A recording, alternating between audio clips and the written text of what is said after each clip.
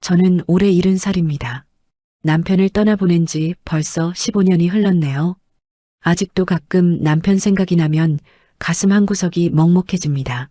남편은 기술연구원으로 평생을 일했어요. 화려하진 않았지만 성실하고 꾸준한 사람이었죠. 매달 월급을 받으면 꼬박꼬박 저축했고 덕분에 우리 가족은 큰 어려움 없이 살아올 수 있었습니다. 남편과 저 사이엔 자식이 둘 있어요. 큰아들 하나, 막내딸 하나. 두 아이 모두 건강하게 잘 자라줬습니다. 큰아들은 어릴 때부터 공부를 정말 열심히 했어요. 밤늦게까지 책상 앞에 앉아있던 모습이 아직도 생생합니다. 그 노력 덕분이었을까요? 대학도 좋은 곳에 들어갔고 졸업 후엔 대기업에 입사했죠. 아들이 결혼한다고 했을 때가 기억나네요. 저는 당연히 신혼집을 마련해줘야 한다고 생각했습니다. 부모로서 해줄 수 있는 일이잖아요. 그런데 아들이 거절했어요. 엄마, 저는 괜찮아요. 원룸부터 시작하면 돼요. 아들은 단호했습니다. 자기 힘으로 일어서고 싶다고 했죠. 처음엔 서운하기도 했어요.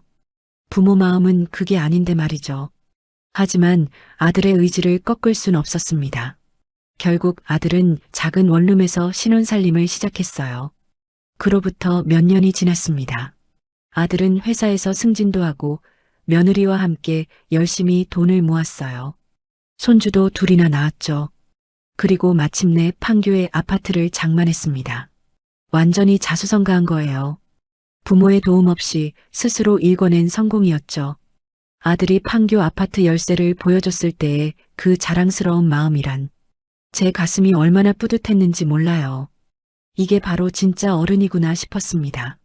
남에게 손 벌리지 않고 자기 힘으로 살아가는 모습이 너무나 대견했어요. 반면 막내딸은 좀 달랐습니다. 오빠와 6살 차이가 났거든요. 늦둥이의 막내의 딸이다 보니 저도 모르게 많이 예뻐했죠. 뭘 달라고 하면 거의 다 들어줬어요. 오냐오냐 하면서 키웠던 것 같습니다. 지금 생각해보면 그게 문제였을지도 모르겠네요. 딸이 28배 결혼하겠다고 남자를 데려왔어요. 첫인상은 나쁘지 않았습니다. 얼굴도 잘생겼고 예의도 바른 청년이었죠. 그런데 직업을 물어보니 애매했어요. 이것저것 하고 있다고만 했습니다. 솔직히 마음에 들진 않았어요. 딸이 고생할까봐 걱정됐거든요.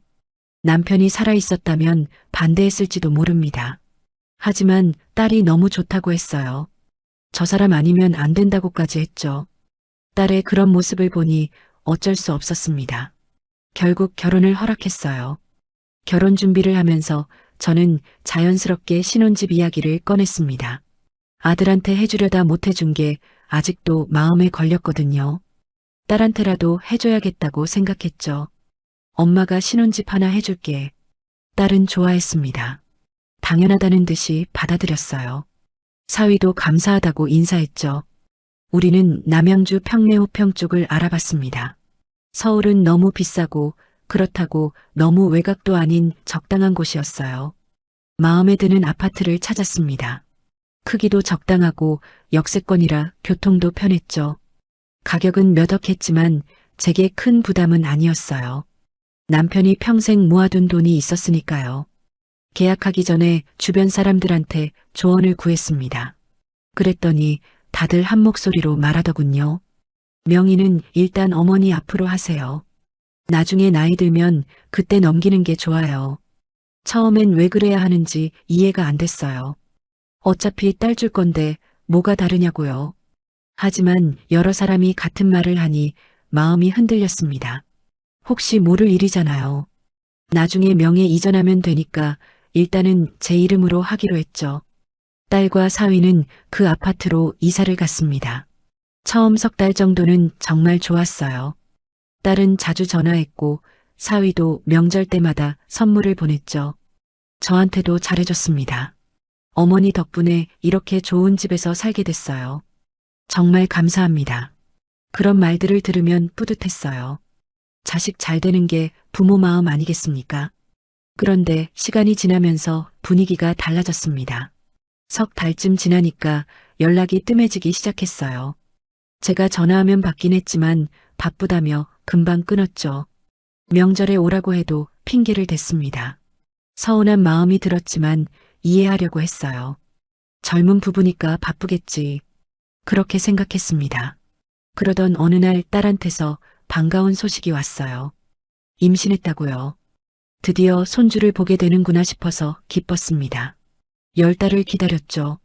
그리고 딸은 무사히 아들을 낳았어요. 손주가 태어나고 나서 저는 한 달에 한 번 정도 딸네 집을 방문했습니다. 주말을 택해서 갔죠. 손주도 보고 싶고 딸도 육아로 힘들 테니 조금이나마 도와주고 싶었거든요. 솔직히 딸이 저한테 특별히 잘해주진 않았어요. 엄마가 왔는데도 별로 반기는 것 같지 않았죠. 뭔가 귀찮다는 표정이 역력했습니다. 음식도 대충 차려줬고 제가 힘들어하는지 안 힘들어하는지 신경도 안 쓰는 것 같았어요. 그래도 참았습니다. 딸이니까요. 그리고 무엇보다 손주가 있었으니까. 손주만 보면 모든 게 괜찮아졌어요. 그 작은 손, 그 예쁜 얼굴. 안고 있으면 세상을 다 가진 기분이었죠. 저는 딸 부부에게 따로 용돈을 주진 않았어요. 아들한테도 안 줬으니까 공평하게 해야 한다고 생각했거든요. 게다가 집도 해줬잖아요. 그 정도면 충분하다고 봤습니다. 그렇게 평범한 일상이 이어졌어요. 한 달에 한 번 손주 보러 가는 게 저의 유일한 낙이었죠. 딸이 좀 차갑게 대해도 사위가 불편해 보여도 괜찮았습니다. 손주만 볼 수 있다면요. 그때만 해도 저는 몰랐어요. 제가 그들 눈에 어떻게 보이는지, 그들이 제 뒤에서 무슨 말을 하는지 전혀 상상도 못했죠. 그저 평범한 할머니의 일상이라고만 생각했습니다. 그날도 평소처럼 주말이었습니다. 손주를 보러 딸네 집에 가기로 한 날이었죠. 아침 일찍 일어나서 준비했어요. 손주 좋아하는 과일도 사고 반찬도 몇 가지 만들어 갔습니다. 딸이 요리를 잘 못하거든요. 남양주까지 가는 길은 꽤 멀었어요. 지하철 갈아타고 버스도 타야 했죠. 1시간 반 정도 걸렸습니다. 나이 드니까 그 거리가 만만치 않더라고요. 하지만 손주 얼굴 보면 피로가 싹 풀렸어요. 아파트 초인종을 눌렀습니다. 딸이 문을 열어줬죠. 왔어요? 반갑다기보다는 그냥 담담한 인사였어요. 저는 신경 쓰지 않으려고 했습니다. 원래 딸이 표현을 잘 안 하는 편이니까요. 손주는 거실에서 장난감을 가지고 놀고 있었어요. 제 모습을 보자 방긋 웃었습니다. 그 웃음 하나면 충분했죠. 저는 손주를 안아 올리고 뽀뽀를 해줬어요. 사위는 소파에 앉아서 핸드폰만 들여다보고 있었습니다. 제가 인사를 해도 고개만 까딱했어요. 예전 같지 않았죠. 처음엔 그래도 일어나서 인사라도 했는데 말이에요. 시간이 좀 지나자 사위가 일어섰습니다. 잠깐 슈퍼 좀 다녀올게요. 응, 다녀와. 딸이 대수롭지 않게 대답했어요. 사위는 현관문을 나섰죠. 저는 손주랑 놀아주고 있었습니다. 손주가 블록을 쌓으면 제가 박수를 쳐줬어요. 그렇게 한참을 놀고 있는데 문득 생각이 났습니다. 저녁 준비를 해야겠다고요. 부엌으로 가서 냉장고를 열어봤어요. 재료가 별로 없었습니다. 된장찌개라도 끓이려고 했는데 두부가 없더라고요. 마침 사위가 슈퍼 간다고 했으니 사오라고 해야겠다고 생각했죠. 핸드폰을 꺼내 사위 번호를 눌렀습니다. 신호음이 울렸어요. 1번, 2번, 3번. 그런데 받질 않았어요. 이상하다 싶었죠. 그런데 거실 탁자에서 소리가 들렸습니다. 핸드폰 진동 소리였어요. 고개를 들어봤더니 탁자 위에 핸드폰이 놓여 있었습니다. 사위 거였죠. 핸드폰을 두고 나간 거예요. 화면에 불이 들어와 있었습니다. 제 전화가 걸려온 거였죠. 그런데 그 화면을 보는 순간 심장이 멎는 것 같았어요. 발신자 표시가 이름으로 떠 있었거든요. 번호가 아니라 이름으로요. 돈 한 푼 없는 노인네. 처음엔 제 눈을 의심했습니다. 잘못 본 건가 싶어서 다시 봤어요. 하지만 똑같았죠. 분명히 그렇게 써 있었습니다. 손이 덜덜 떨리기 시작했어요. 가슴이 쿵쾅거렸죠. 이게 무슨 일인가 싶었습니다. 저를 그렇게 저장해 놨다고요? 돈 한 푼 없는 노인네라고요? 머리가 하얘졌어요. 잠시 멍하니 서 있었습니다. 그 화면만 바라보면서요. 제가 몇 억을 들여 집을 사줬는데, 제가 손주 보러 이렇게 먼 길을 오는데, 저한테 그게 뭡니까?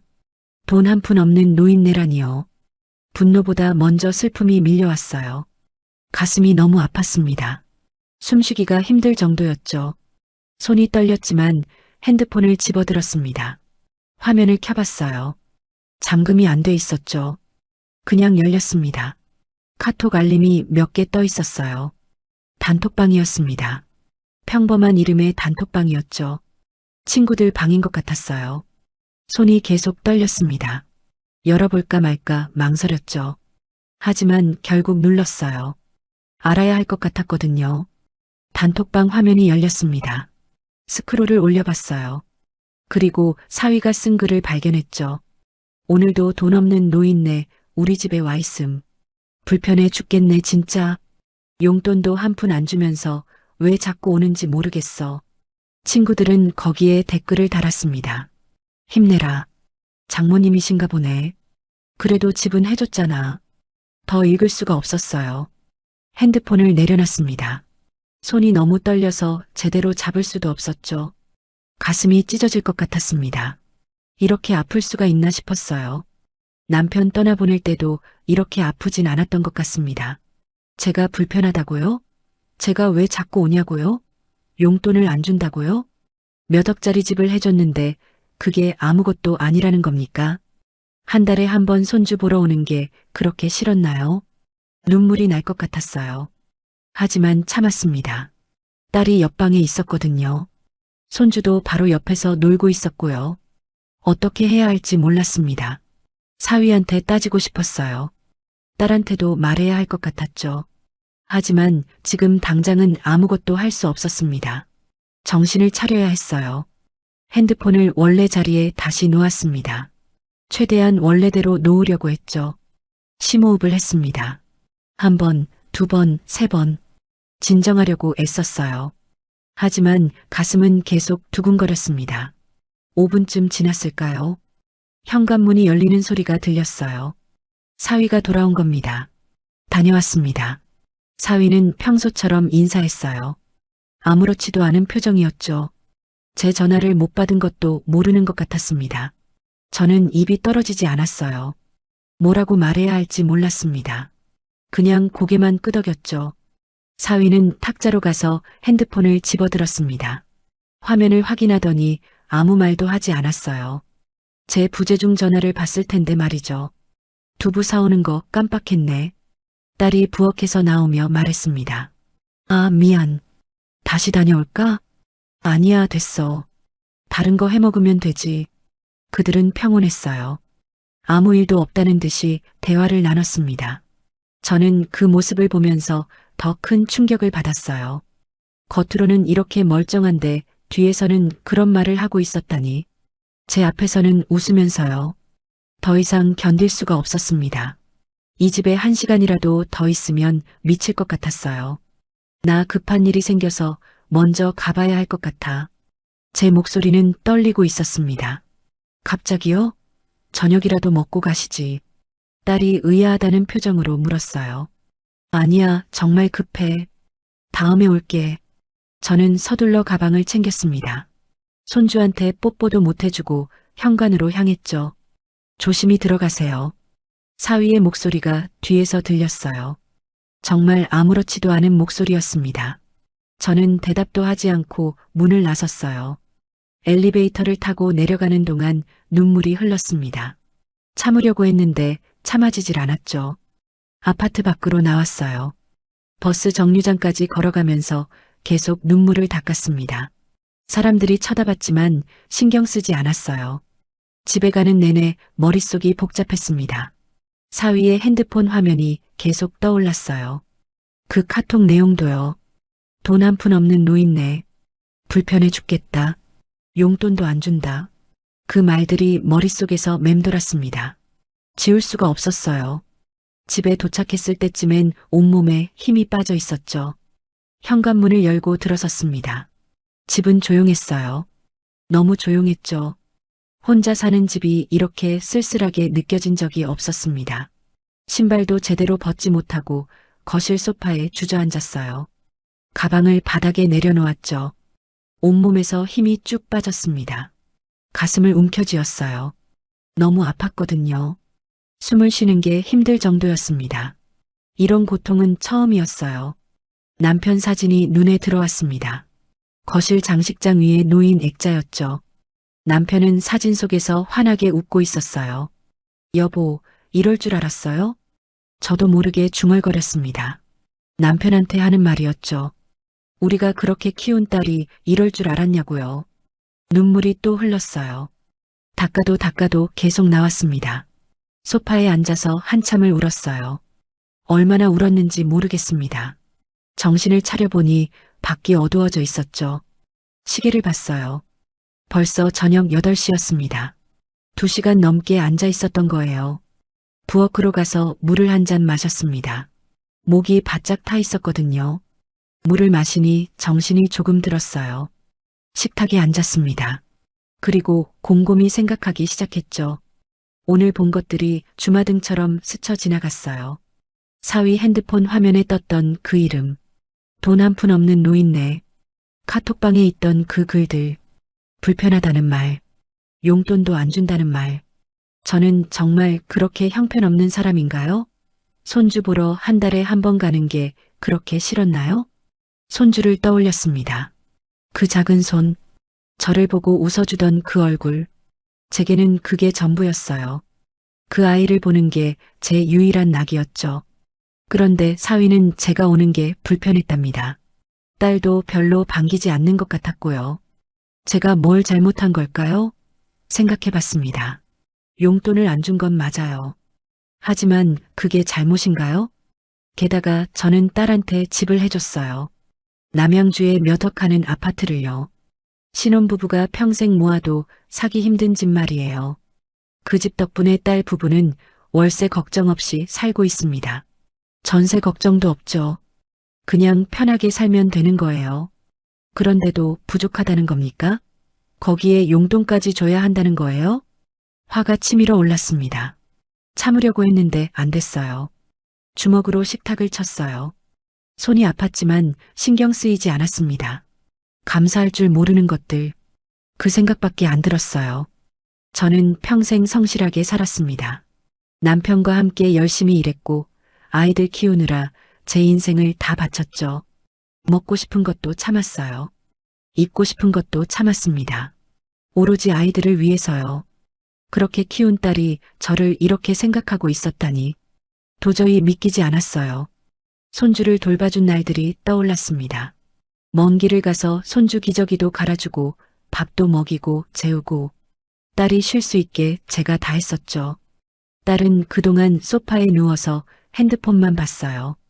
저한테 고맙다는 말 한마디 제대로 한 적이 없었습니다. 그때도 이상하다고 생각했어요. 엄마가 왔는데 왜 저렇게 무덤덤할까? 하지만 원래 딸이 표현을 잘 못하니까 그러려니 했죠. 이제 알겠어요. 표현을 못하는 게 아니었습니다. 진심으로 감사하지 않았던 거예요. 제가 해준 게 당연하다고 생각했던 겁니다. 집도 당연하고 손주 봐주는 것도 당연하고 그러면서 뒤에서는 용돈도 안 준다고 불평했던 거죠. 참을 수가 없었어요. 정말 참을 수가 없었습니다. 핸드폰을 집어들었어요. 손이 떨렸지만 딸 번호를 눌렀습니다. 신호음이 울렸죠. 한 번, 두 번. 여보세요, 엄마? 딸의 목소리가 들렸어요. 평소와 다름없는 목소리였습니다. 나야. 갑자기 급하게 가시더니 무슨 일이었어요? 딸은 궁금해하는 것 같았어요. 하지만 걱정하는 목소리는 아니었죠. 저는 심호흡을 했습니다. 그리고 말했어요. 오늘 우연히 사위 핸드폰을 봤어. 네, 핸드폰이요? 딸의 목소리가 약간 높아졌습니다. 두부 사오라고 전화했는데 핸드폰을 두고 나갔더라고. 그래서 봤는데 말이야. 뭘 보셨는데요? 나를 뭐라고 저장해놨는지 알아? 침묵이 흘렀어요. 딸이 뭔가 눈치챈 것 같았습니다. 돈 한 푼 없는 노인네래. 그게 나야. 내 엄마 말이야. 엄마, 카톡도 봤어. 내 남편이 친구들한테 보낸 거. 나오는 게 불편하다고, 용돈도 안 준다고. 딸은 한동안 아무 말이 없었습니다.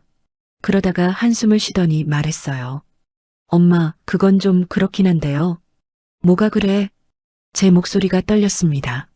엄마가 용돈을 안 주신 건 맞잖아요. 믿을 수가 없었어요. 지금 딸이 뭐라고 한 겁니까? 내 주변 친구들 얘기 들어보면요. 다들 부모님한테 월 50만 원, 100만 원씩 받더라고요. 그게 무슨 소리야? 시부모님한테 받는 친구들도 많고요. 그런데 엄마는 한 번도 안 주셨잖아요. 딸의 목소리는 대수롭지 않았습니다. 오히려 당당하기까지 했죠. 엄마가 좀 인색한 건 사실 아니에요? 그 순간 머리가 하얘졌어요. 뭐라고 대꾸해야 할지 몰랐습니다. 나는 너한테 집을 해줬어. 몇 억짜리 집을 말이야. 목소리를 높였습니다. 그런데 어떻게 그런 말을 할 수 있니?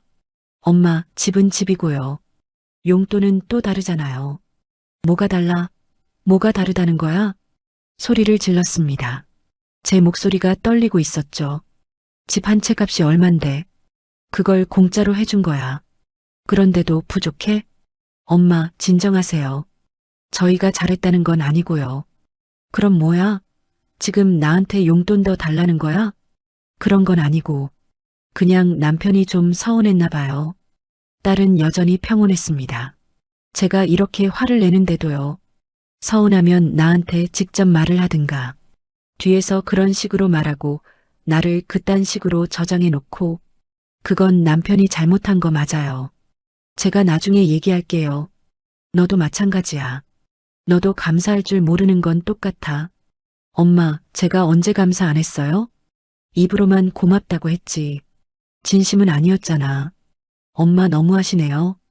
딸의 목소리가 조금 차가워졌습니다. 제가 뭘 어쨌다고 그러세요?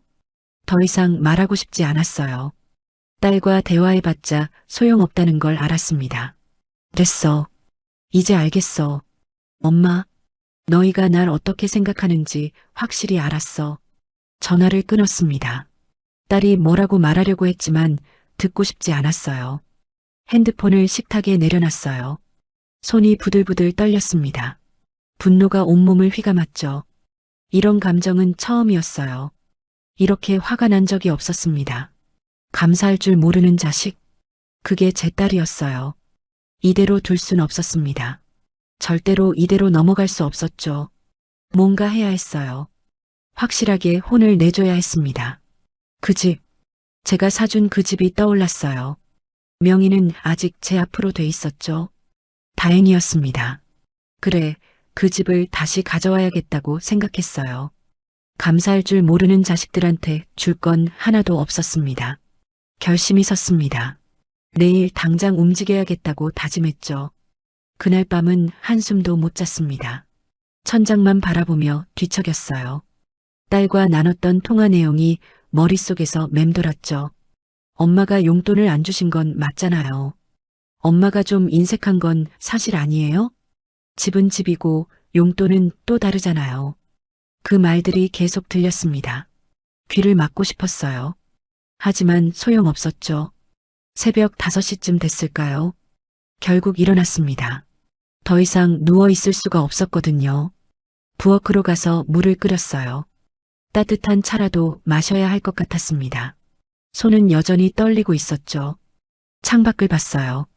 아직 어두웠습니다. 거리에는 사람도 없었죠. 고요했어요. 그 고요함 속에서 제 마음을 정리했습니다. 어젯밤 내린 결심을 다시 한번 확인했죠. 집을 팔겠다고요. 그래야 한다고요. 시간이 지나면 마음이 약해질 것 같았어요. 딸이 불쌍해 보일 수도 있고 손주 생각에 흔들릴 수도 있었죠. 하지만 안 됐습니다. 지금이 아니면 못할 것 같았어요. 아침이 되길 기다렸습니다. 시계를 몇 번이나 확인했죠. 시간이 정말 더디게 갔어요. 드디어 8시가 됐습니다. 부동산이 문을 열 시간이었죠. 서둘러 씻고 옷을 갈아입었어요. 거울을 봤더니 눈이 퉁퉁 부어 있었습니다. 어젯밤 많이 울었거든요. 찬물로 얼굴을 여러 번 씻었어요. 조금 나아진 것 같았죠. 가방을 챙겼습니다. 아파트 서류도 넣었어요. 등기부등본, 매매계약서 다 제 이름으로 돼 있었죠. 집을 나섰습니다. 남양주로 가는 전철을 탔어요. 전철 안에서도 계속 생각했습니다. 정말 이래도 되는 건가? 너무 심한 건 아닌가? 하지만 고개를 저었어요. 아니야. 딸이 먼저 잘못했어. 감사할 줄 모르는 건 딸이야. 남양주역에 도착했습니다. 버스를 타고 평내호평으로 갔죠. 딸네 아파트 단지가 보였어요. 그 옆에 부동산이 있었어요. 처음 집을 알아볼 때 갔던 곳이었습니다. 문을 열고 들어갔어요. 책상에 젊은 남자가 앉아 있었습니다. 어서 오세요. 남자가 반갑게 인사했어요. 저를 알아보는 것 같았죠. 저 기억하세요? 2년 전에 여기서 아파트 산 사람이에요. 아, 그러셨군요. 무슨 일로 오셨어요? 그 집을 팔려고요. 남자의 표정이 살짝 놀란 듯 했습니다. 아, 그러세요? 벌써요? 네, 급하게 팔아야 해서요. 혹시 이사 가시나요? 아니요, 제가 산 건데 딸이 살고 있었거든요. 남자는 고개를 끄덕였습니다. 더 이상 묻지 않았어요. 금매로 하실 건가요? 네, 빨리 팔아야 해요. 그러면 시세보다 조금 낮게 내놓아야 할 텐데요. 괜찮아요. 그렇게 해주세요. 서류를 꺼내 건넸습니다. 남자는 서류를 확인했죠. 명의가 어머니 앞으로 돼 있네요. 네, 제가 산 거니까요. 딸분은 아세요? 집 파는 거요. 곧 알게 될 거예요. 남자는 더 이상 묻지 않았습니다. 그냥 일을 진행했죠. 금매로 하면 일주일 안에 나갈 수 있을 거예요. 좋아요. 그렇게 해주세요. 계약서를 작성했습니다. 매물로 내놓는 계약이었죠. 연락처 남겨주세요. 매수자 나오면 바로 연락드릴게요. 네, 감사합니다. 부동산을 나왔어요. 가슴이 두근거렸습니다. 이제 돌이킬 수 없다는 생각이 들었죠. 하지만 후회는 없었어요. 이게 맞다고 생각했습니다. 집으로 돌아오는 길에 핸드폰이 울렸어요. 딸이었습니다. 받지 않았어요. 지금은 딸과 얘기하고 싶지 않았거든요. 또 울렸습니다. 계속 울렸죠. 하지만 받지 않았어요. 문자가 왔습니다. 엄마, 전화 좀 받아요. 할 얘기 있어요. 무시했습니다. 핸드폰을 가방에 넣었죠. 사흘이 지났습니다. 그동안 딸한테서 전화가 수십 통 왔어요. 문자도 많이 왔죠. 하지만 전부 무시했습니다. 사위한테서도 전화가 왔어요. 역시 받지 않았죠.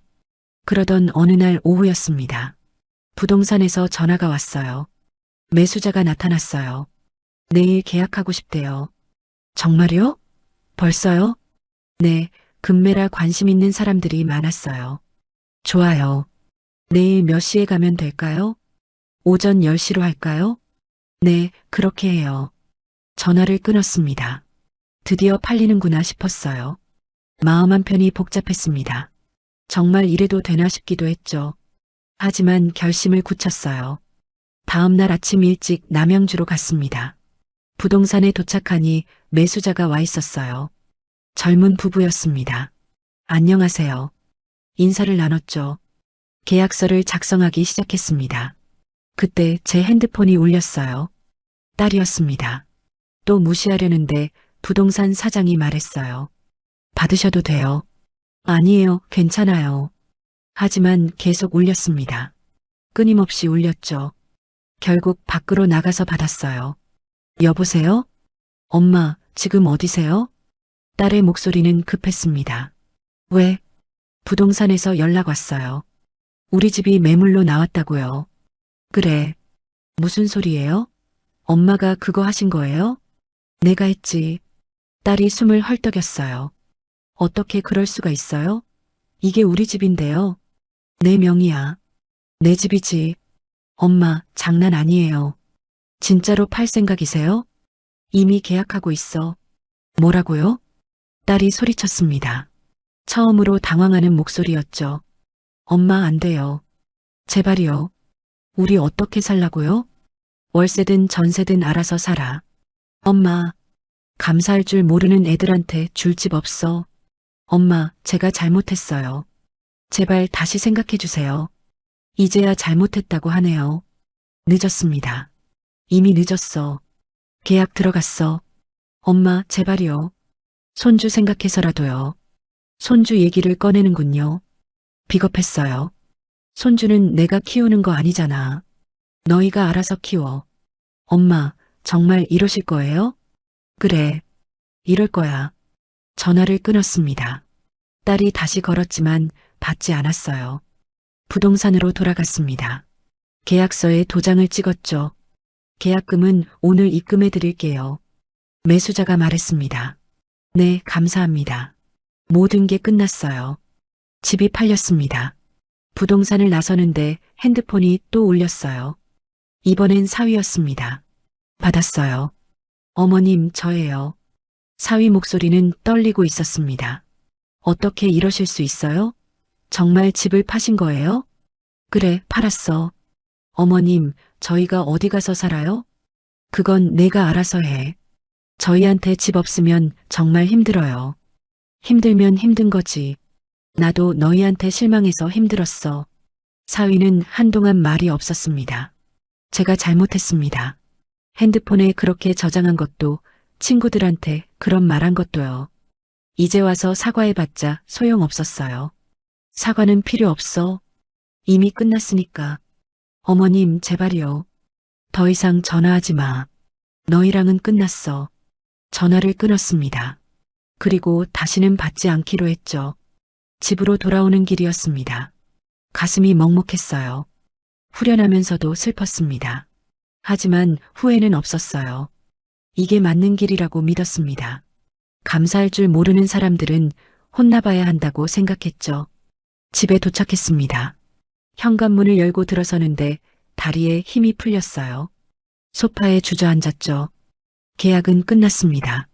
이제 정말 돌이킬 수 없게 됐어요. 가슴 한구석이 텅 빈 것 같았습니다. 뭔가 큰일을 저지른 기분이었죠. 하지만 동시에 속이 시원하기도 했어요. 핸드폰을 받습니다. 부재중 전화가 20통도 넘었어요. 딸이 15통, 사위가 8통, 문자도 수십 개 와 있었죠. 엄마, 전화 받아요. 제발 다시 생각해 주세요. 우리 정말 어떻게 살아요? 손주는 어떡하고요? 읽지 않았습니다. 읽을 필요도 없었어요. 뻔한 내용일 게 분명했으니까요. 핸드폰을 거실 탁자에 내려놨습니다. 그리고 천장을 바라봤죠. 정말 잘한 걸까요? 문득 그런 생각이 들었어요. 손주 얼굴이 떠올랐습니다. 저를 보고 웃어주던 그 아이, 할머니라고 부르며 제게 달려오던 모습, 가슴이 찢어지는 것 같았어요. 손주는 아무 잘못도 없는데 말이죠. 하지만 고개를 저었습니다. 아니야. 손주 때문에 참고 살 순 없어. 그건 제 인생이 아니에요. 저도 존중받을 권리가 있습니다. 돈 한 푼 없는 노인네라고 불릴 이유가 없어요. 그날 밤도 잠을 제대로 못 잤습니다.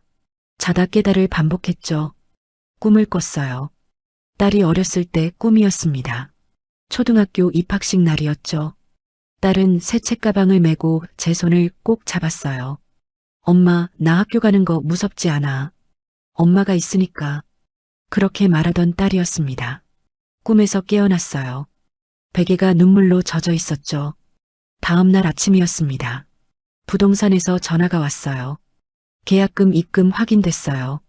잔금은 2주일 후에 치르기로 했습니다. 네, 알겠습니다. 그때까지 집 비워야 하는 거 아시죠? 네, 딸한테 전화해서 얘기할게요. 네, 그렇게 해주세요. 전화를 끊었습니다. 딸한테 연락해야 했어요. 문자를 보냈습니다. 전화는 받기 싫었거든요. 2주일 안에 집 비워. 잔금 그때 들어와. 답장이 바로 왔어요. 엄마, 전화 좀 받아요. 얘기 좀 해요. 할 얘기 없어. 제발요, 엄마. 짐 싸. 그게 전부야. 더 이상 문자를 확인하지 않았습니다. 핸드폰을 꺼버렸죠. 며칠이 지났습니다. 핸드폰을 켤 때마다 딸과 사위한테서 온 연락이 쌓여 있었어요. 전부 무시했습니다. 그러던 어느 날 오후였습니다. 초인종이 울렸어요. 누군지 확인도 안 하고 문을 열었습니다. 딸이 서 있었죠. 엄마, 딸의 눈은 빨갛게 충혈돼 있었습니다. 많이 운 것 같았어요. 왜 왔어? 엄마, 들어가서 얘기할 수 없을까요? 할 얘기 없다고 했잖아. 엄마, 제발요. 딸이 울먹였습니다. 하지만 마음이 흔들리지 않았어요. 집은 팔렸어. 2주일 안에 비워야 해. 엄마, 저희 정말 갈 데가 없어요. 그건 내가 알아서 해. 손주는요? 손주 생각은 안 하세요? 손주는 내가 키우는 거잖아. 내가 책임져. 딸이 고개를 떨구었습니다. 어깨가 들썩였죠. 제가 잘못했어요. 정말 잘못했어요. 이제 와서 잘못했다고 해봤자 소용없어. 엄마, 다시 한 번만 기회 주세요. 기회는 이미 줬어. 내가 차버렸고. 엄마, 돌아가. 더 이상 볼 일 없어. 문을 닫으려는데 딸이 문을 잡았습니다. 엄마, 정말 이럴 거예요? 정말로요? 그래, 정말이야. 딸의 손을 뿌리쳤습니다. 그리고 문을 닫았죠. 문 밖에서 딸이 우는 소리가 들렸어요. 한참 동안 울더니 발소리가 멀어졌습니다. 가슴이 아팠습니다. 하지만 참았어요. 지금 흔들리면 안 됐거든요. 일주일이 지났습니다. 이제 일주일 후면 잔금 날이었어요. 핸드폰이 또 울렸습니다. 이번엔 아들이었어요. 받았습니다. 엄마, 왜 무슨 일이야? 동생한테 전화 왔어요. 그래서 울면서 전화했더라고요. 엄마가 집을 팔았다고요. 그래, 팔았어. 아들은 한숨을 쉬었습니다. 엄마, 무슨 일 있었어요? 저는 아들한테 있었던 일을 전부 얘기했습니다. 사위가 저를 뭐라고 저장했는지, 카톡에 뭐라고 썼는지, 딸이 뭐라고 했는지. 아들은 조용히 들었어요. 중간에 한마디도 안 했죠. 그래서 집을 판 거야. 엄마, 내가 잘못한 거야? 아니에요. 동생이 잘못했죠. 아들의 목소리는 단호했습니다. 어머니가 집까지 사주셨는데 감사할 줄 모르고 용돈까지 바라다니. 말이 안 돼요. 그렇지? 어머니 잘하셨어요. 동생이 철이 없네요. 아들의 말에 마음이 놓였습니다. 적어도 아들은 이해해주는구나 싶었죠. 동생한테 전화 와도 중재 안 할 거예요. 동생이 스스로 반성해야죠. 고맙다, 아들. 엄마, 힘드시죠? 응, 좀 힘들어. 그래도 잘하신 거예요. 어머니 인생 사세요. 전화를 끊고 나니 눈물이 났습니다. 아들이 있어서 다행이라고 생각했어요. 드디어 잔금 날이 됐습니다. 부동산으로 갔죠. 매수자가 와 있었어요. 잔금을 입금했습니다. 제 통장으로 큰 돈이 들어왔죠. 감사합니다. 매수자가 인사했어요. 네, 잘 사세요. 모든 게 끝났습니다. 집은 완전히 남의 것이 됐어요. 부동산을 나서는데 딸한테서 문자가 왔습니다. 이사 다 했어요. 월세로 작은 집 구했어요. 엄마, 정말 원망스러워요. 다신 연락 안 할게요. 문자를 읽고 지웠습니다. 가슴이 아팠지만 어쩔 수 없었어요. 집으로 돌아왔습니다. 통장을 봤죠. 아파트 판 돈이 그대로 있었습니다. 이 돈으로 뭘 해야 할까 생각했어요. 반은 제 노후를 위해 남겨두기로 했습니다. 나머지 반은요. 문득 떠오른 게 있었습니다. 정말 어려운 사람들을 돕자고요. 감사할 줄 아는 사람들에게 베풀고 싶었어요. 딸처럼 당연하게 여기지 않는 사람들에게요. 그게 제대로 된 길이라고 생각했습니다. 복수는 끝났어요. 이제 제 인생을 살 차례였죠. 다음 날 아침이었습니다. 일어나자마자 통장을 다시 확인했어요. 여전히 그 돈이 그대로 있었죠. 현실이 맞았습니다. 정말로 집을 팔았고 그 돈이 제 계좌에 들어와 있었어요. 심호흡을 했습니다. 이제 앞으로 나아가야 했어요. 부엌으로 가서 커피를 내렸습니다. 창밖을 바라보며 생각에 잠겼죠. 딸의 마지막 문자가 계속 떠올랐어요. 정말 원망스러워요. 다신 연락 안 할게요. 가슴이 아팠습니다. 하지만 이게 맞는 길이라고 믿었어요. 핸드폰이 울렸습니다. 사위였어요. 이번엔 받았습니다. 마지막으로 할 말이 있었거든요. 여보세요. 어머님. 사위의 목소리는 지쳐 있었습니다. 저희 이사 다 했어요. 월세 구했고요. 그래. 정말 이렇게 끝내실 거예요? 그럴 생각이야. 어머님, 저 정말 반성하고 있어요. 제가 너무 못됐던 거 알아요. 이제 와서 반성한다고 하네요. 늦었습니다. 핸드폰에 그렇게 저장한 것도, 친구들한테 그런 말한 것도 정말 잘못했어요. 알아. 근데 이미 늦었어. 어머님, 너희한테 할 말 있어. 네, 말씀하세요. 저는 천천히 말했습니다. 감사할 줄 모르는 사람들한테는 10원도 아까워. 어머님, 그렇게까지. 내가 몇 억을 들여서 집을 해줬는데 용돈까지 봐라. 그게 말이 돼? 죄송해요. 미안하다고 해서 될 일이 아니야. 사위는 한동안 말이 없었습니다. 앞으로는 월세든 전세든 너희가 알아서 살아. 나한테 기대하지 마. 전화를 끊었습니다. 손이 떨렸지만 후회는 없었어요. 손주를 다시 볼 수 없다는 게 가장 아팠습니다. 하지만 어쩔 수 없었죠. 이게 제 선택이었어요. 며칠이 지났습니다. 딸과 사위한테서 연락이 오지 않았어요. 정말로 끝난 것 같았죠. 그런데 일주일쯤 지났을까요? 아들한테서 전화가 왔습니다. 엄마, 저예요. 응, 아들. 무슨 일이야? 동생이 또 전화했어요. 그래. 울면서 중재 좀 해달라고 하더라고요. 아들은 한숨을 쉬었습니다. 그래서 뭐라고 했어? 거절했어요. 동생이 잘못한 건데 제가 왜 중재를 해요? 고맙다. 엄마가 힘드실까봐 걱정됐어요. 괜찮아. 나는 이제 괜찮아. 정말요? 응. 처음엔 힘들었는데 이제는 속이 시원해. 아들은 잠시 침묵했습니다. 엄마, 제가 뭐 도와드릴 거 없어요? 아니야. 나 혼자서 잘할 수 있어. 엄마 혼자 계시니까 걱정돼요.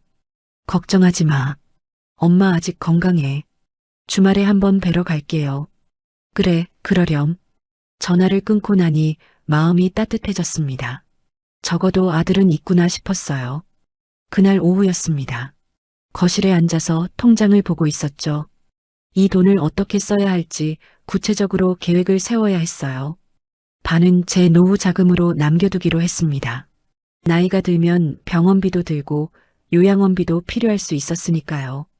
나머지 반은 기부하기로 마음먹었습니다. 노트북을 켰어요. 기부할 수 있는 곳을 찾아봤죠. 어려운 노인들을 돕는 복지관이 눈에 들어왔습니다. 독거노인들, 병원비 없어서 고생하는 분들, 그런 분들을 돕는 곳이었어요. 고아원도 있었습니다. 부모 없이 자라는 아이들, 그 아이들에게도 도움이 되고 싶었죠. 전화를 걸었습니다. 복지관부터 연락했어요. 안녕하세요. 기부하고 싶어서 전화드렸어요. 아, 감사합니다. 어떻게 도와주시려고요? 기부를 좀 하고 싶은데요. 직접 찾아가서 전달해도 될까요? 물론이죠. 언제 오시겠어요? 내일 오전에 가도 될까요? 네, 좋습니다. 기다리고 있을게요. 고아원에도 똑같이 전화했습니다. 역시 내일 방문하기로 약속했죠. 그날 밤은 편안하게 잤어요. 오랜만에 깊은 잠을 잤습니다. 다음 날 아침이었습니다. 일찍 일어나서 준비했어요. 은행에 가서 수표를 만들었습니다. 현금으로 들고 다니기엔 너무 큰 금액이었거든요. 먼저 복지관으로 갔습니다. 낡은 건물이었어요. 하지만 깨끗하게 관리돼 있었죠. 관장님이 나와서 맞아주셨습니다. 어서 오세요. 기다리고 있었습니다. 안녕하세요. 사무실로 안내받았어요. 차를 한 잔 받았죠. 얼마나 기부하실 건가요? 이 정도 생각하고 있어요. 수표를 꺼내 보여줬습니다. 관장님의 눈이 커졌어요. 이렇게 큰 금액을요? 네, 정말 어려운 분들 도와주세요. 정말 감사합니다. 어떻게 이런 마음을. 관장님의 눈에 눈물이 맺혔습니다. 저희 복지관에 계신 분들이 정말 좋아하실 거예요. 병원비 없어서 고생하시는 분들 많다고 들었어요. 네, 맞아요. 약값도 못 내서 아픈데 참고 계신 분들이 많으세요. 그런 분들 꼭 도와주세요. 그렇게 하겠습니다. 정말 감사합니다. 복지관을 나왔습니다. 가슴이 뿌듯했어요. 다음은 고아원이었습니다. 교회에 있어서 버스를 한참 타고 갔죠. 고아원은 생각보다 컸습니다. 아이들이 운동장에서 놀고 있었어요. 원장님이 반갑게 맞아주셨습니다. 안녕하세요. 연락 주셔서 감사합니다. 안녕하세요. 원장실로 들어갔어요. 벽에 아이들 사진이 가득 붙어 있었습니다. 여기 계신 아이들이 몇 명이나 돼요? 지금은 30명 정도 있습니다. 다들 부모님이 안 계세요? 네, 대부분 그렇습니다. 버려진 아이들도 있고 부모님이 돌아가신 경우도 있고요. 가슴이 아팠습니다. 아무 잘못도 없는 아이들인데 말이죠. 이 아이들 위해서 써주세요. 수표를 건넸습니다. 원장님이 깜짝 놀랐어요. 이렇게 큰 금액을 정말 괜찮으세요? 네, 아이들한테 좋은 거 사주세요. 공부도 시키고요. 정말 감사합니다. 아이들이 알면 얼마나 좋아할지. 원장님의 목소리가 떨렸습니다. 혹시 아이들 만나보셔도 될까요? 그럴 수 있을까요? 물론이죠. 아이들도 인사드리고 싶어 할 거예요. 운동장으로 나갔습니다. 아이들이 달려왔어요. 안녕하세요. 할머니 안녕하세요. 아이들의 밝은 얼굴을 보니 눈물이 났습니다. 그래, 안녕. 너희들 공부 열심히 해야 해. 네. 아이들이 대답했어요. 순수한 눈빛이었죠. 손주 얼굴이 떠올랐습니다. 하지만 이내 고개를 저었어요. 이 아이들이 더 도움이 필요했습니다. 진심으로 감사할 줄 아는 아이들이었죠. 고아원을 나왔습니다. 가슴이 따뜻했어요. 집으로 돌아오는 길이었습니다. 버스 안에서 창밖을 바라봤죠. 저는 오히려 잘 됐다고 생각했어요. 그 돈으로 정말 필요한 사람들을 도울 수 있게 됐으니까요. 집에 도착했습니다. 현관문을 열고 들어서는데 마음이 편안했어요. 복수는 끝났습니다. 완벽하게 끝났죠. 감사할 줄 모르는 사람들은 혼났고 정말 도움이 필요한 사람들을 도왔습니다. 이제 제 인생을 살 차례였어요. 남은 인생을 제 뜻대로 살아갈 겁니다. 아무에게도 기대지 않고 아무도 제게 함부로 대하지 못하게요. 그렇게 살 거예요. 제 남은 인생을요. 그날 밤은 정말 오랜만에 편안하게 잤습니다. 악몽도 없었고 중간에 깨지도 않았어요. 아침에 눈을 떴을 때 기분이 좋았습니다. 창밖에서 새소리가 들렸죠. 봄이 오고 있었어요. 부엌으로 가서 아침을 준비했습니다. 간단하게 토스트와 계란을 구웠어요. 혼자 먹는 식사였지만 외롭지 않았죠. 통장을 다시 확인했습니다. 절반은 기부했고 절반은 남아 있었어요. 제 노후를 위한 돈이었죠. 이 돈이면 충분했습니다. 요양원비도 낼 수 있고 병원비도 걱정 없었어요. 누구한테 손 벌릴 일도 없었죠. 그게 중요했습니다. 딸한테 의지할 생각은 추호도 없었거든요. 커피를 마시며 창밖을 바라봤습니다. 아파트 단지 안공원에서 사람들이 산책하고 있었어요. 노부부도 보였고 강아지 산책시키는 사람도 있었죠. 문득 생각이 들었습니다. 저도 뭔가 해야겠다고요. 그냥 집에만 있으면 딸 생각만 할 것 같았어요. 손주 생각도 나고요. 그러면 안 됐습니다. 노트북을 켰습니다. 동네 복지관 프로그램을 찾아봤어요. 노인 요가 수업이 있었습니다. 서예 교실도 있었고 합창단도 있었죠. 전화를 걸었습니다. 여보세요. 요가 수업 신청하고 싶은데요. 네, 언제부터 오시겠어요? 이번 주부터 가능할까요? 물론이죠. 월요일 오전 10시에 오세요. 감사합니다. 서예 교실에도 신청했습니다. 예전에 배워보고 싶었거든요. 뭔가 해야 할 일이 생기니 기분이 나아졌어요. 며칠이 지났습니다. 월요일 아침이 됐죠. 일찍 일어나서 운동복을 입었습니다. 거울을 보니 생각보다 괜찮았어요. 복지관으로 갔습니다. 생각보다 가까웠어요. 걸어서 10분 거리였죠. 요가 교실에 들어갔습니다. 비슷한 또래분들이 여럿 계셨어요. 안녕하세요. 처음 오셨어요? 옆에 계신 분이 말을 걸었습니다. 네, 오늘 처음이에요. 저도 2달 전에 시작했어요. 정말 좋아요. 그래요? 다행이네요. 저는 박순이에요. 저는 김영숙입니다. 새로운 사람을 만나니 기분이 좋았습니다. 요가 수업은 생각보다 재밌었어요. 몸도 풀리고 마음도 편안해졌죠. 수업이 끝나고 박순희 씨가 말했습니다. 커피 한 잔 하실래요? 여기 근처에 괜찮은 카페 있어요. 좋아요. 카페로 갔습니다. 따뜻한 아메리카노를 주문했죠. 혼자 사세요? 박순희 씨가 물었어요. 네, 남편은 오래전에 떠났고요. 저도 그래요. 3년 전에 남편 보냈어요. 같은 처지였습니다. 그래서인지 마음이 통했어요. 자식은 있으세요? 아들 하나, 딸 하나 있어요. 근데 딸하고는 요즘 안 만나요. 무슨 일 있으셨어요? 자세히 말하긴 싫었습니다. 그냥 간단히 대답했죠. 좀 서운한 일이 있었어요. 그렇군요. 저는 아들이 미국에 있어서 자주 못 봐요. 외로우시겠어요. 처음엔 그랬는데 이렇게 나와서 사람들 만나니까 괜찮아요. 박순희 씨의 말에 고개를 끄덕였습니다. 저도 그래서 나왔어요. 집에만 있으면 생각만 많아져서요. 잘하셨어요. 계속 나오세요. 여기 사람들 다들 좋아요. 집으로 돌아오는 길이었습니다. 기분이 한결 나아져 있었어요. 한 달이 지났습니다. 요가도 계속 다니고 서예도 배우고 있었어요. 복지관 사람들과도 친해졌습니다. 점심도 같이 먹고 가끔 영화도 보러 갔죠. 외롭지 않았어요. 오히려 전보다 더 행복했습니다. 딸한테서는 가끔 문자가 왔습니다. 사과하는 내용이었죠. 하지만 답장하지 않았어요. 언젠가는 용서할 수 있을지도 모르겠어요. 하지만 지금은 아니에요. 저도 제 상처를 치유할 시간이 필요했습니다. 저는 이제 알았습니다. 감사할 줄 아는 사람에게 베푸는 게 진짜 가치라는 걸요. 딸과 사위는 모든 걸 당연하게 여겼어요.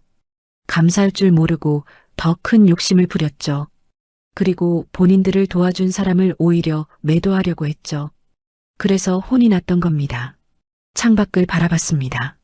봄 햇살이 따스했어요. 제 인생에 새로운 봄이 오고 있었습니다. 감사함을 모르는 사람들은 한번 혼나봐야 해요. 그래야 배우니까요. 저는 그렇게 믿습니다. 그리고 제 남은 인생을 제 뜻대로 살아갈 겁니다. 아무에게도 휘둘리지 않고 당당하게요. 그게 제가 선택한 길입니다.